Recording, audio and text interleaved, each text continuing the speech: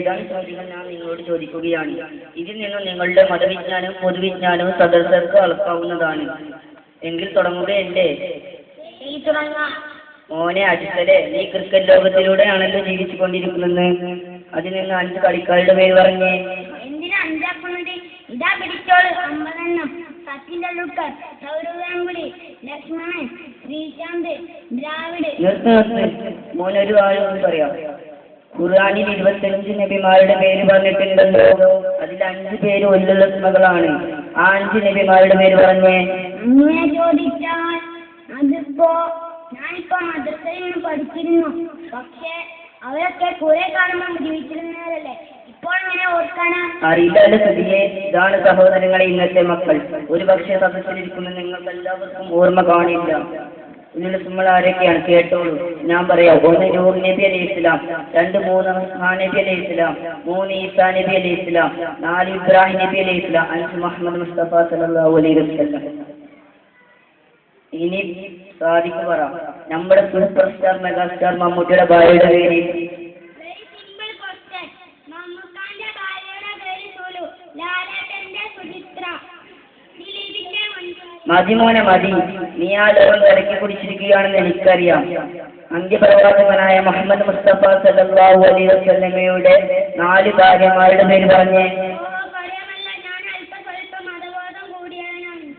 വാചം അടിക്കാതെ പറയണം കുട്ടി. ആയിഷ ബീവി, ഹാമില ബീവി, ഫാത്തിമ ബീവി, ആമിന ബീവി. അങ്ങനെ ഓ ജോർ എട മരമണ്ട. നീ പറഞ്ഞ കൂട്ടത്തിൽ ആയിഷ ബീവി മാത്രമേ നബി സല്ലല്ലാഹു അലൈഹി വസല്ലമയുടെ ഭാര്യയുള്ളൂ. ഫാത്തിമ ബീവി മക്കളോ, ഹലീമ ബീവി പോറ്റുമ്മ, ആമിന ബീവി പെറ്റുമ്മയും. ഉമ്മമാരെയും മക്കളെയും കൊണ്ടുപോയി ഭാര്യ മക്കൾ നേരം കാണിച്ച നീ ചില്ലറക്കാരനല്ല. കേട്ടില്ലേ കൂട്ടര്, നമ്മുടെ മക്കളുടെ മതവിജ്ഞാനവും പൊതുവിജ്ഞാനവും. എന്റെ കൽവിലെ വെണ്ണിലാവു നീ നല്ല പാട്ടുകാരാ. ഈ പാട്ടിന്റെ ബാക്കി പാടിക്കാർ. എന്റെ കൽവിലെ വെണ്ണിലാവു നീ നല്ല പാട്ടുകാരാ, അത്തറൊന്നു വേണ്ടേ. മോനെ ഇനി നിസ്കരിക്കാറുണ്ടോ? പിന്നെ 5 വഖത്തും സുബഹിയും കൃത്യമായി നിസ്കരിക്കും. എങ്കിൽ നീ അത്യാവശ്യം ചൊല്ലിക്കേ. അല്ലാഹുമ്മദിനി ഫീമൻ ഹദൈത. നിർത്താ ജാഹിലെ പൂനൂർത്ത അത്യാവശ്യം മുബാറകത്ത്. അതിന്റെ ബാക്കി ചൊല്ലിക്കേ. ഉസ്താദേ, ഞാൻ ഉളൂ എടുത്തിട്ടില്ല. അത്യാവശ്യം ചൊല്ലാനെയാണ് ഉള്ളൂ. ഞാൻ നിന്നോട് നിസ്കരിക്കാനൊന്നും പറഞ്ഞിട്ടില്ലല്ലോ. എന്നാലും ഉളൂ കേടി എനിക്ക് മനസ്സിലായി. കിട്ടൂല അല്ലേ?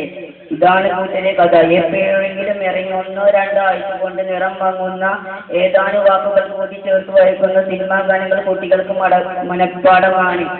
എന്നാൽ ദിവസവും 5 വഖത്ത് നിസ്കരിക്കേണ്ടതിൽ നിർബന്ധമായി ചൊല്ലേണ്ട അത്യാവശ്യം കിട്ടൂലായിരുന്നു. ഞങ്ങൾ ഇവിടെ നിന്ന് പഠിപ്പിച്ചു കൊടുക്കുന്നുണ്ട്. പക്ഷെ അത് വീട്ടിൽ പോയി പ്രയത്നിച്ചാക്കുന്നില്ല. മുസൈലെ, നിനക്ക് സൈനുദ്ദീൻ ഇസ്ലാമിനെ അറിയാമോ? പിന്നറിയാതെ. ലോക ഫുട്ബോളിന്റെ വെള്ളി അല്ല തങ്ക നക്ഷത്രം. ഫ്രാൻസിന്റെ കരളിന്റെ കഷ്ടം അമ്മയെയും പെങ്ങളെയും ചീത്ത പറഞ്ഞപ്പോൾ മറ്റു രക്ഷയുടെ നെഞ്ചിൽ കുട്ടിനെ ഇടിച്ചിരിച്ചവർ. ഇനി എന്തൊക്കെയാ മുത്തിനെ പറ്റി നിങ്ങൾക്ക് അറിയേണ്ടത്? മതി മോനെ മതി. ഇനി ഞാനൊന്നും കൂടി ചോദിക്കാം. നിനക്ക് സൈനുദ്ദീൻ മഖ്ദൂമിനെ അറിയാമോ? ഏത് രാജ്യത്തിന്റെ കളിക്കാരനാ?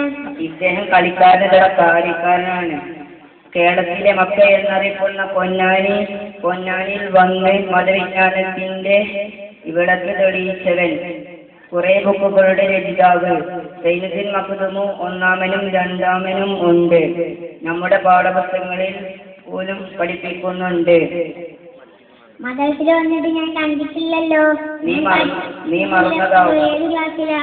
നീ മറന്നതാവും. 7-ാം ക്ലാസ്സിലുണ്ട്. ഓ അത് ശരി. ഞാൻ പഠിക്കുന്നതിന്റെ അല്പം മുമ്പ് നിർത്തി. ഏത് തുടക്കത്തിലെ നിർത്തിയോ?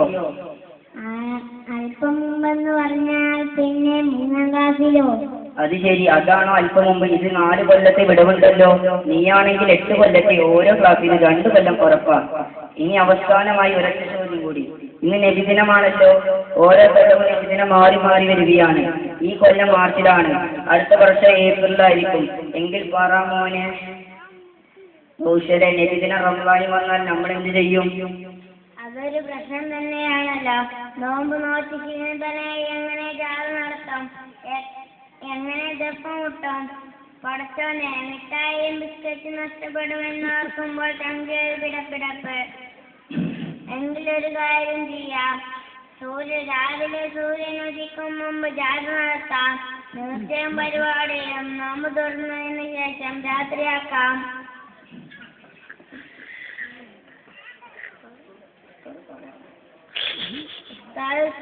എന്താ നിങ്ങൾ ചിരിക്കുന്നത്?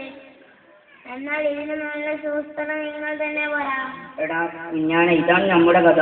നമ്മൾ മുസ്ലിങ്ങളാണ്. നമ്മുടെ ആഘോഷങ്ങളെല്ലാം അത് ഏത് മാസത്തിലാണെന്നോ മറ്റും നമുക്കറിയില്ല. എടാ കുഞ്ഞാണിയെ, നബിദിന റബീഉൽ നോമ്പ് റമദാൻ, ഈ 2 മാസം എങ്ങനെ ഒന്നായി വരും മോനെ? ശരിയാ, ഞാൻ അത്രക്കൊന്നും ചിന്തിച്ചില്ല. ഇതാണ് കൂട്ടരെ കഥ, നമ്മുടെ മക്കളുടെ കഥ. എല്ലാം അവർ മദ്രസയിൽ നിന്ന് പഠിക്കുന്നുണ്ട്, പക്ഷേ ഒന്നും മനസ്സിൽ തങ്ങി നിൽക്കുന്നില്ല. കാരണം വീട്ടിൽ വന്നാൽ അവരുടെ അന്തരീക്ഷം മാറുകയാണ്. അവിടെ ടിവിയും സീരിയലും ക്രിക്കറ്റും ഫുട്ബോൾ സിനിമയും അങ്ങനെ മറ്റൊരു ലോകമാണ്. നാം ഉണരണം, അല്ലെങ്കിൽ നാം കേൾക്കേണ്ടി വരും. ഒരിക്കലും ഉണരാത്ത ഉറക്കം നമ്മൾ കാത്തിരിക്കുന്നുണ്ട്. ഇസ്ലാമിലേക്ക്